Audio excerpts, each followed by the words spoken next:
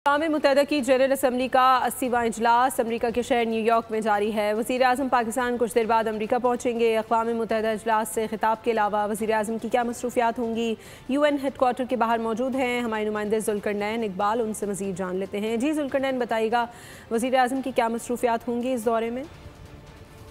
जो अक़वाम मुत्तहिदा के हेडक्वार्टर्स के बाहर वज़ीर आज़म पाकिस्तान शहबाज शरीफ अपने वक्त के हमरा आज दोपहर में अक़वाम मुत्तहिदा के इजलास में शिरकत के लिए न्यूयॉर्क पहुँचेंगे।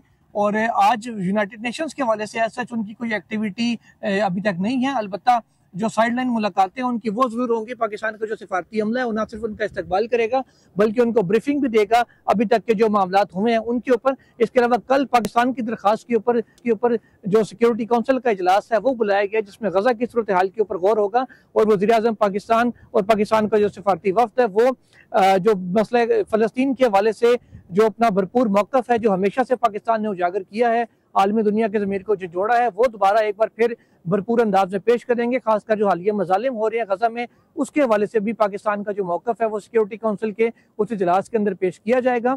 अगर अक़वाम मुत्तहिदा के जो जनरल डिबेट सेशन है उससे खिताब की बात की जाए तो 26 नवंबर जुमे को वज़ीर आज़म पाकिस्तान शहबाज शरीफ का खिताब होगा अक़वाम मुत्तहिदा के जो इजलास है उससे। जबकि जो डिफरेंट साइड लाइन मुलाकातें हैं डिफरेंट जो ममालिक के सरबराहान हैं उनके साथ भी वज़ीर आज़म की शेड्यूल की गई हैं। मुख्तलिफ ममालिक के सरबराहान के साथ भी वो मिलेंगे।